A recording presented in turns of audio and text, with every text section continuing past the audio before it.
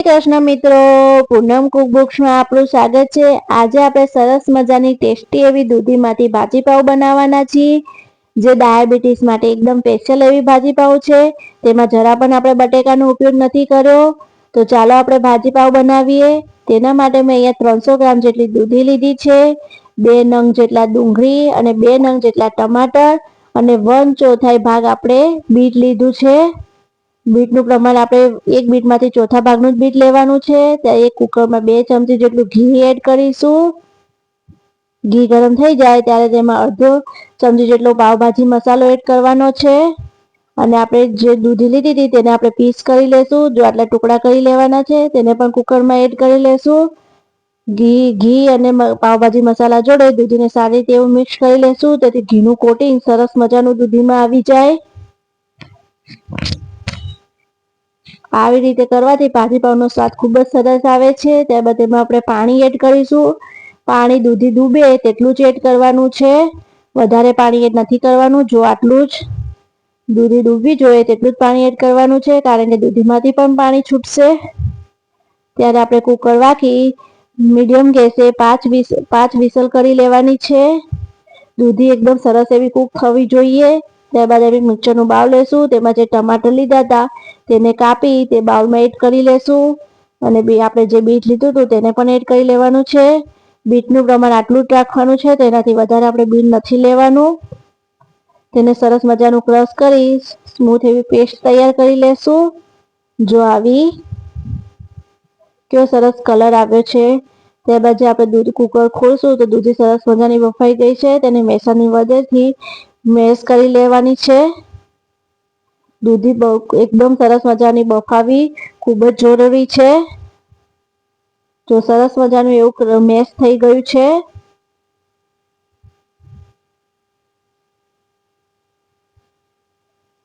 જોઈ શકો છો।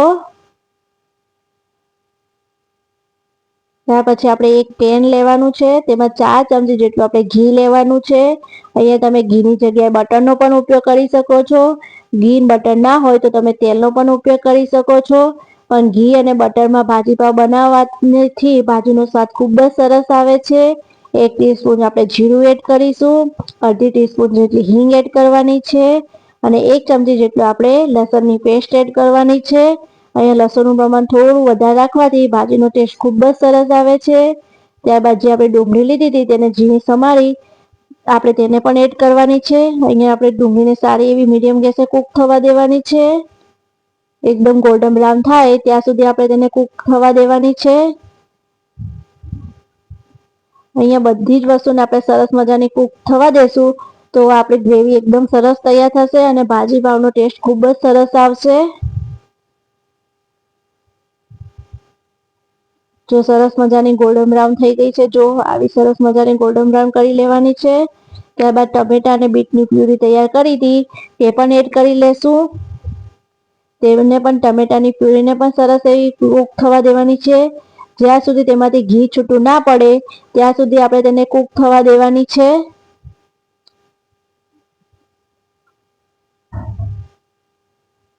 બધી જ વસ્તુ સરખી કૂક થવી ખૂબ જ જરૂરી છે, તેથી ભાજીનો સ્વાદ ખૂબ જ સરસ આવે।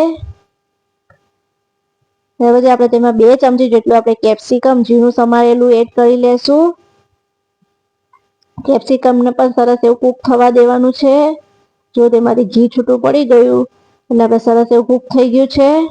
તેમાં 2 ચમચી જેટલો પાવભાજી મસાલો, 1 ચમચી જેટલું લાલ મરચું પાવડર, અડધી ટીસ્પૂન જેટલી હળદર પાવડર અને અડધી ચમચી જેટલો આપણે ધાણા જીરું પાવડર એડ કરવાનો છે। આ મસાલાને પણ આપણે સરસ એવા કૂક થવા દેશું, તેથી તેની સુગંધ સરસ મજાની ગ્રેવીમાં આવે। હવે સરસ મજાના મિક્સ કરી લેશું।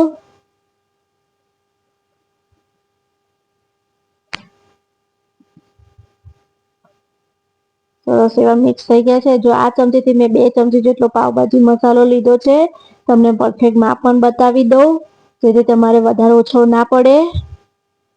આમાં સરસ મજાનું ઘી છૂટું થઈ ગયું છે, ત્યારે આવી રીતે આપણે અડધી ચમચી જેટલું બટર એડ કરવાનું છે। આવી રીતે ઉપરથી બટર એડ કરવાથી ભાજીનો ટેસ્ટ ખૂબ જ સરસ આવે છે। જો તમારી પાસે બટર ના હોય તો ઉપરથી 1 ચમચી ઘી જરૂર એડ કરજો, જેથી ભાજી ખૂબ જ સરસ મજાની ટેસ્ટી એવી બને છે. જો આપણું બટર ને ઘી સરસ એવું મસાલામાંથી છૂટું પડી ગયું છે ત્યારે તેમાં 1 વાટકી જેટલું આપણે ગરમ પાણી એડ કરવાનું છે,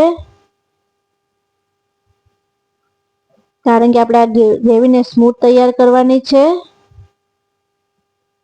હવે આપણે આ પાણી સાથે પણ મસાલાને સરસ એવા ચડવા દેશું. જ્યાં સુધી તેમાંથી બટર અને ઘી છૂટું ના પડે ત્યાં સુધી તેને કૂક થવા દેવાના છે. જો બટર અને ઘી છૂટું પડી ગયું છે ત્યાં તેમાં સ્વાદ પ્રમાણે મીઠું એડ કરવાનું છે.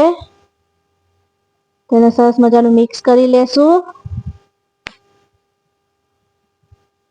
ત્યારબાદ જે દૂધી બાફી હતી તે બધી એડ કરી લેવાની છે.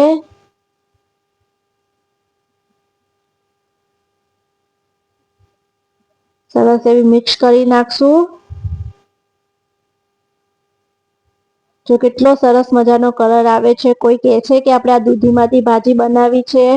જો તમે બાળકોને પણ આવી રીતે ભાજી બનાવીને ખવડાવશો તો તેમને પણ એકદમ હેલ્ધી એવી ભાજી ખાવા મળશે. તેમને ખબર પણ નહીં પડે કે આપણે આમાં બટેકાનો ઉપયોગ નથી કર્યો. સરસ મજાનું ઘી અને બટર છૂટું પડી ગયું છે એટલે આપણે ભાજી એકદમ પરફેક્ટ તૈયાર થઈ ગઈ છે. ભાજીને આટલી આપણે સ્મૂથ જ તૈયાર કરવાની છે, બહુ જાડી એવી તૈયાર કરવાની નથી.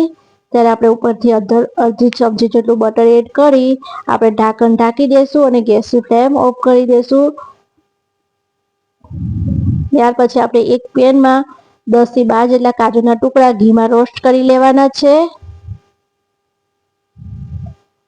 તેને પણ ભાજીમાં આપણે એડ કરી લેવાના છે. આવી રીતે એડ કરવાથી ભાજીનો ટેસ્ટ ખૂબ જ સરસ આવે છે. તો તમને મારી ભાજી પાવની રેસીપી કેવી લાગી જરૂર કહેજો. જો તમને ગમી હોય તો મારી ચેનલને લાઈક સબસ્ક્રાઈબ જરૂર કરજો. જય શ્રી કૃષ્ણ.